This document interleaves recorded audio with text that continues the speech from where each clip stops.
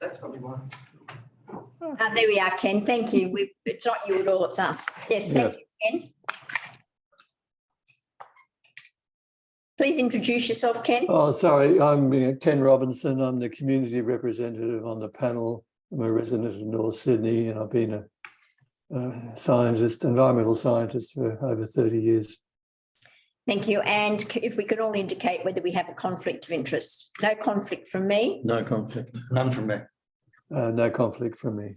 Thank you very much. Right, over to you, Tom, to introduce your team. Yes, sorry, thank you. I didn't hear any of the preamble there, unfortunately, but we've been here before, so that's okay. Nothing was untoward said. But thank you to the panel. Thank you to the chair. My name is Tom Good, a town planner at Ethos Urban, and we're representing Gavin, who you can see on screen from TWT. We also have the Smart Design Studio team, who are the architects on the call. They're registered to speak, but I guess we'll speak unless won't speak unless spoken to. So if there's any questions, they can answer any queries. And also, I see Neil there. Thank you to Karina, Neil, and Marcello on the project. It's a the TWT site is a big site between Chandler and Atchison Street. It's a complex site. There's a lot going on, and there's a lot going on around it as well. So thanks to their perseverance on the project as well. It's seen a few iterations, and you would have read from the report that I guess the scope of the proposal has changed somewhat as well. So we're just focusing on this site that is fronting Chandos Street, which is adjacent to another site we call that is going through again design reiteration. We're actually meeting with council hopefully pretty soon to talk about a combined DA on that would all start to each other.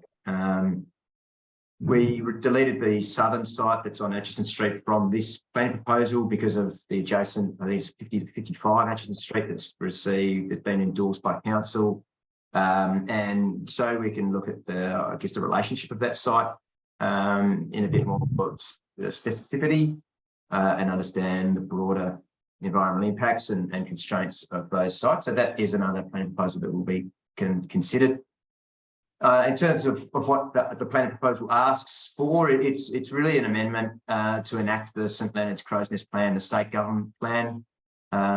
It is entirely consistent with that plan, which is also consistent, I guess, with council's earlier work for St Leonard's and Crow's Nest. So in, I guess, a bit more detail, we're asking for that 44-metre height, around 12 stories, which is what the Crow's Nest St Leonard's plan talks to. There is a site-specific provision about allowing specific site or overruns of height to be able to get access to the rooftop and for community open space, which we have a terrific amenity, amazing views, and I think in that sort of an urban location such as that will be a fantastic amenity for those future residents. There's an overall maximum floor space ratio of 4:1 and a minimum non-residential floor space ratio of 1:1. So as I said, it's entirely consistent with the Crow's Nest plan, therefore, in terms of the directions of the minister, the Section 9(1) directions of the minister, entirely consistent. It would deliver around 64 residential dwellings on this part of the site. And I guess a key part of this report as well is around the public benefit offer, and we see that this might be something that the councillors will be particularly interested in. So I guess since the original plan proposal started, or the whole process started, there was no Crow's Nest plan, there was no state infrastructure contribution as well, which for 64 dwellings will equate to over $1 million. There will also be council's 711 contributions, but on top of that, there's also a voluntary planning agreement, and we note that there's some fine tuning on some of the calculations of numbers, and we take that on notice from Neil, and we recognise that from the report, and that'll be finalised as part of that voluntary planning agreement. But it's a substantial offer of the 3 site length plus the endorsement on Chandos Street and dedication of land on Chandos Street. So in terms of what the LUIP is asking for. It's an over and above, and that's a great public benefit that we see for this site, particularly in light of it being a really key site in St Leonard's, probably the largest, integrated site that TWT have in St Leonard's. So regardless of that, as I said, that offer is over and above what would ordinarily be expected for a site like this. So I think overall we're really happy with the progress and the report that council officers have prepared, and I guess thank them for their work, and happy to answer any questions. We hope it's not too complex a project or a consideration for the panel. Yes, I've just got one question, Tom. Can I ask you to introduce the rest of your team? Yeah, sorry. Yeah, so we've got Gavin. Gavin, if you can wave. Gavin's from TWT. Sarah Papalia has been assisting on from the Ethos Urban Town Planning, and then you'll see there's the SDS meeting rooms. That's Smart Design Studios. That's Harold behind the screen there. Stroke-fight. Yes. Okay. So they're the project architects on. Okay. Right. As I said, if you wish to share your screen during your presentation, we would appreciate that if you have a presentation to that effect. I've just got one question about, well, there are several questions, but just to go on the mix of units, when I look at the report on page 31 for the 64 dwellings, the majority of them are large dwellings. And I would have thought that there might have been the opportunity here to provide a greater mix of smaller units as well, because of the proximity to public transport, etc., and the investment in infrastructure by the state and local governments, etc. And also then that goes to providing certain units without car parking as well. Yeah, sure. Look, I'll respond. It's an interesting one. That one is certainly, it's a really dynamic position in terms of, we've seen the design of place set, I guess the draft design of place set that has now been, shelved, hopefully temporarily. But that was one that was talking about bigger unit sizes and more rooms. I guess having home office areas and so on, with that access to natural light and so on. So I guess that is what we have seen in the marketplace, and ordinarily, I guess we've seen a trend over a long time that developers will want to, I guess, have more apartments, and it equals more sales, put bluntly. But in this instance, and we're actually saying in the TWT Site 1, we're actually going back and seeking bigger apartments, less apartments and bigger apartments because of this drive. But for people working from home, COVID, we're seeing, so many workplaces now go to activity-based workplace. And it's actually something that the market is demanding. And so, Gavin, they've actually done a pre-release of Site 1, and the market's coming back saying we would like larger units, more rooms. So we have that ability to work from home. So it's a really strong market push at the moment to ask for that. And I think that's, what the tendency is now towards. So that's that's kind of. Okay, thank you. Yep. Tom, just to can you hear me? Yes, gotcha there. To continue on that line, effectively what you're saying then freezes out the, let me say, the more affordable type of unit. I note that there's no propositional proposal to talk about affordable units in any way in this proposal. Another way of getting those sorts of units is, of course, to have the non-car parking small unit, which effectively fits into that lower income bracket or lower capacity bracket. Have you thought about that in any way, or do you have any reactions to that prospect?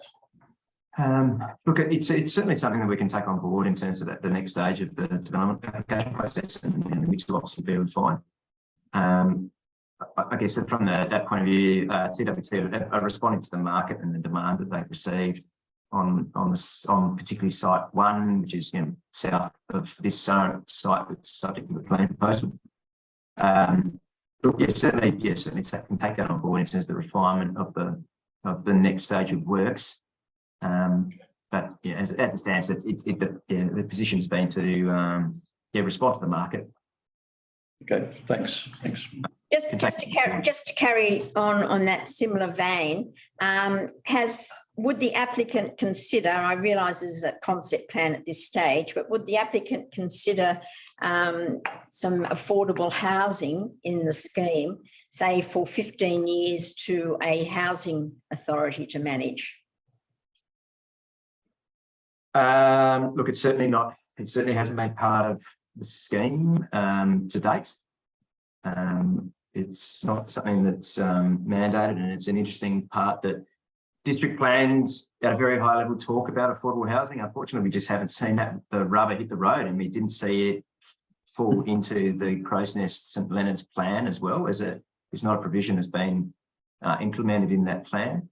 I guess the thing is, no matter where one lives, we still need essential workers. And it would be good to provide some in locations such as this.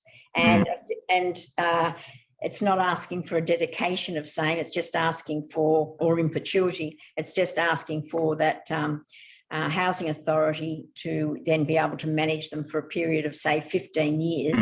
And clearly that would then probably provide for some smaller units as well. And the developer or TWT can then put those on the market after the 15-year period. But and with large projects, this sometimes does occur.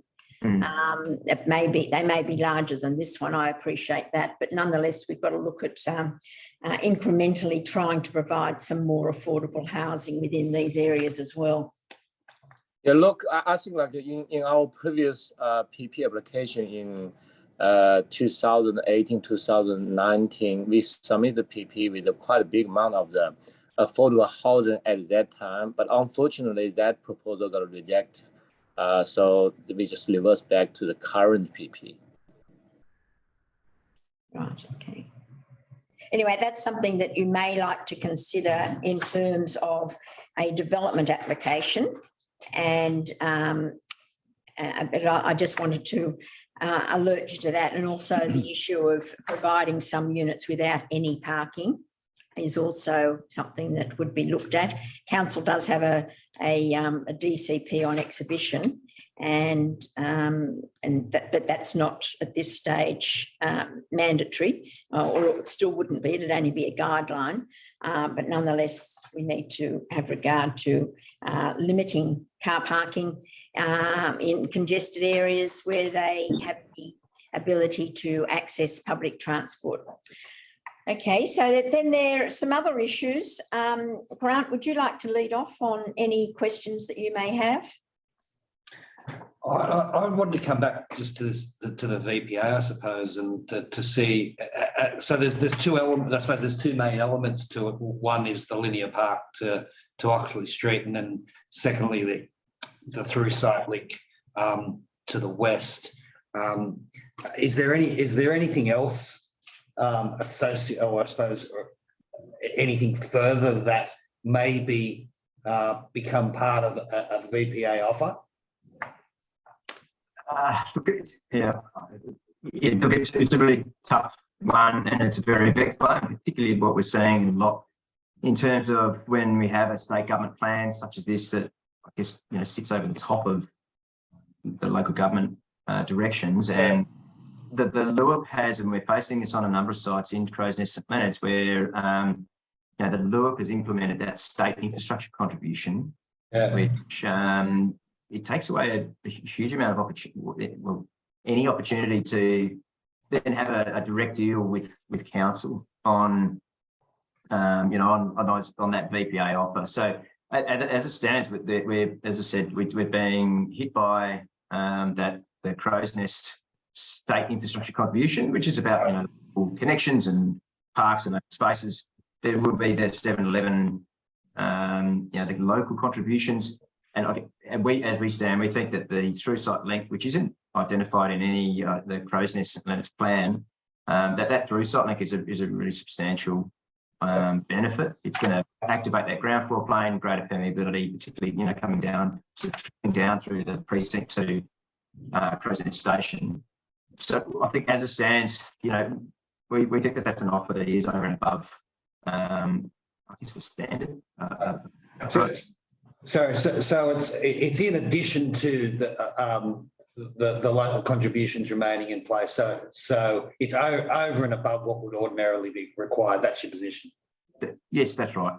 Yeah, that's 100%. Yeah, unfortunately, as I said, that the state infrastructure contribution really has, you know, tied, you know, it's one hand behind the back in terms of being able to negotiate these public benefits with council. It's unfortunate, but we're caught between a rock and a hard place on that one. Yeah, I must, from my point of view, I like the idea of the through site link and the fact that there is already in place, as I understand, or as we're instructed, in terms of one down Atchison Street, and I think that's probably a positive aspect. So yeah, I take that on board. Thank you. Thank you. Okay.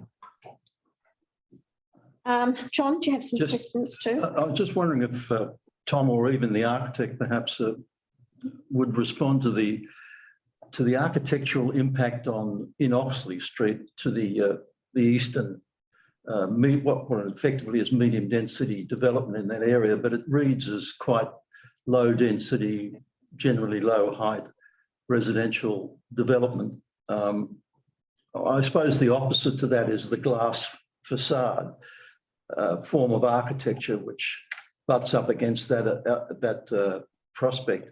Do you have any architectural response to being effectively on the edge of one zone, looking into another?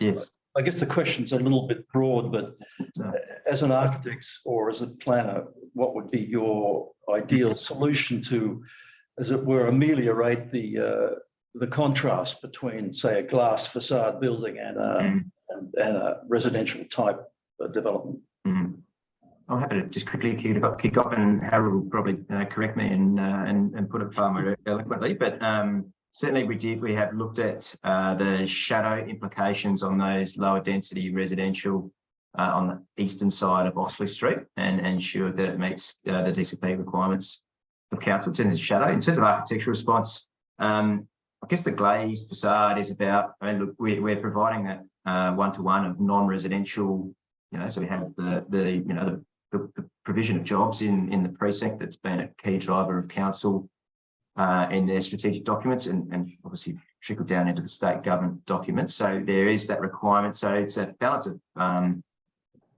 you know, providing a contemporary office space and then responding to its local context. The other bit about, you know, I guess the glazed facade is we've got that Oxley Street.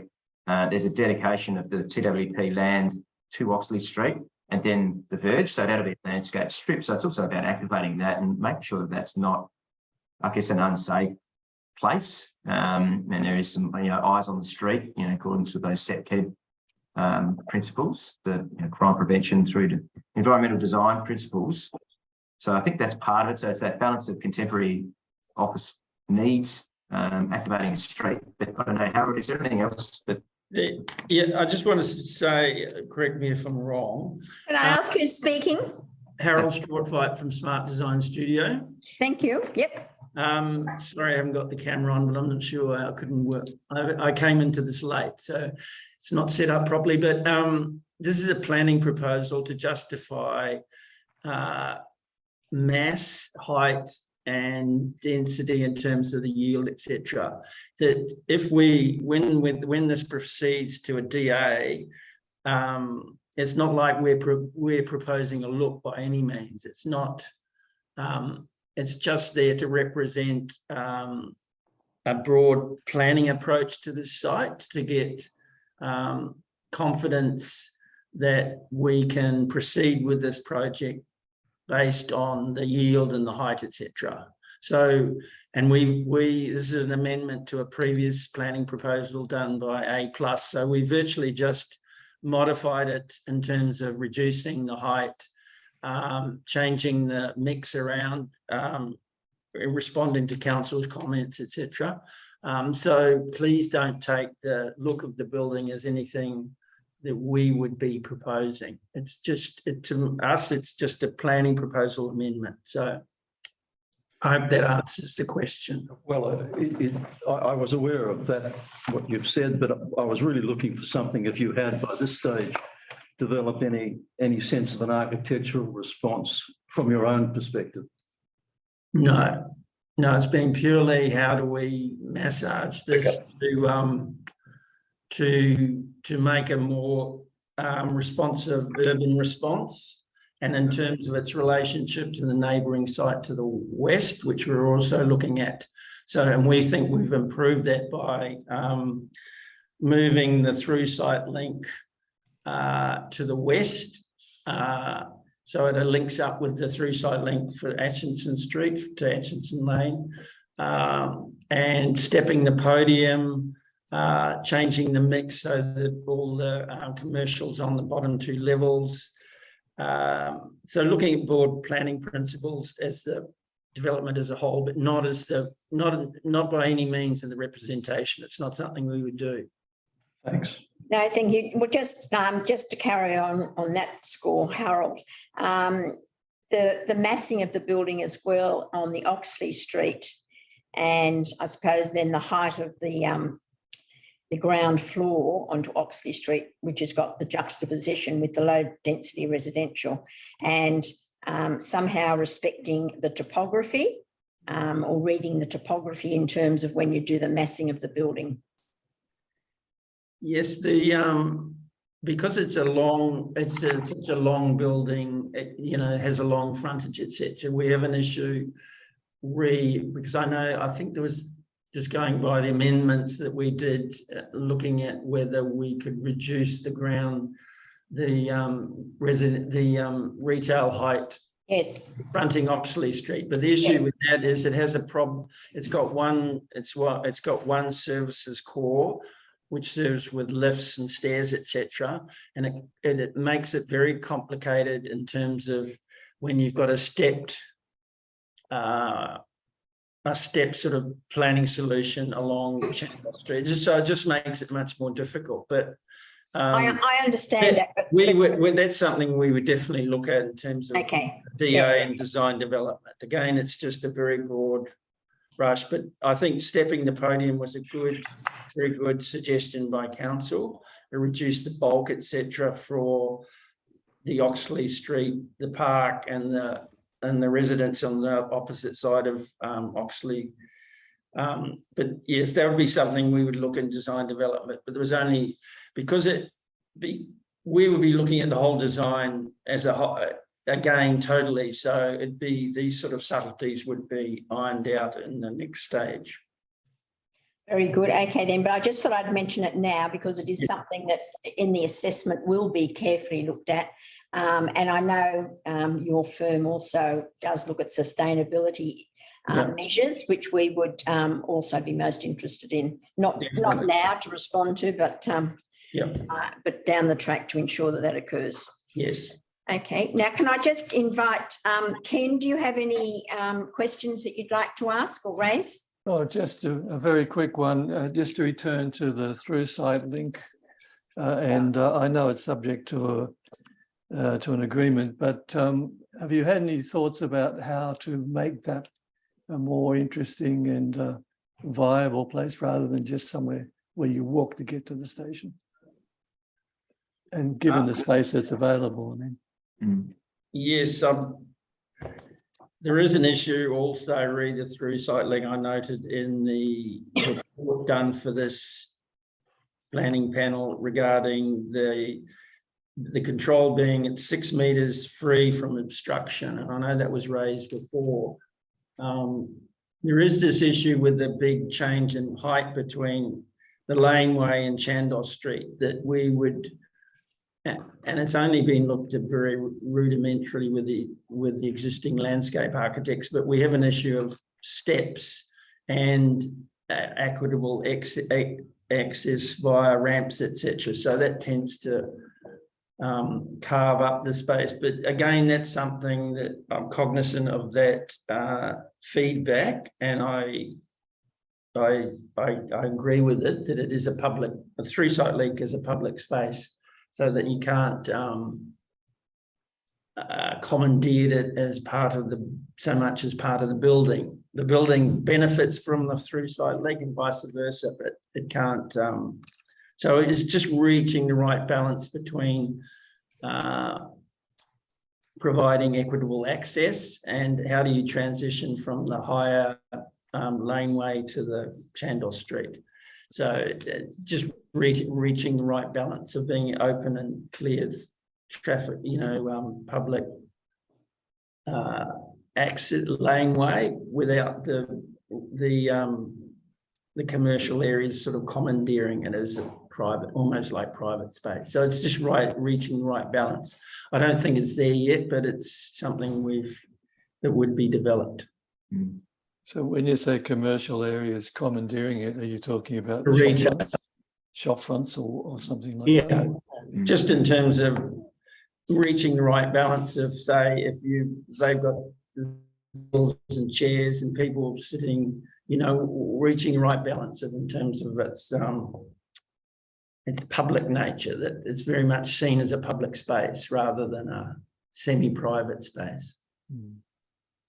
The other part to add to that is that TPT have engaged in a pretty strong, I guess, placemaking campaign in terms of artists in residence in their precinct as it stands, and I think that we'd be looking to continue that on, Gavin, if I'm not wrong, in terms of I guess a bit of a placemaking. We want to create a bit of a hub in this area and to continue that artist role. Yeah, definitely, Tom, you're 100% right. We currently in our office building, we provide quite a lot of office for these young artists for the placemaking purpose. And for this particular suicide in the future, so not only we occupy this east side, but also we have this west side, and we will pay more attention to this space, like have a combined consideration with the retail shop and landscaping, etc. So it is a public space for sure in the future, but we will probably treat as very kind of like a critical placemaking space future for us as well.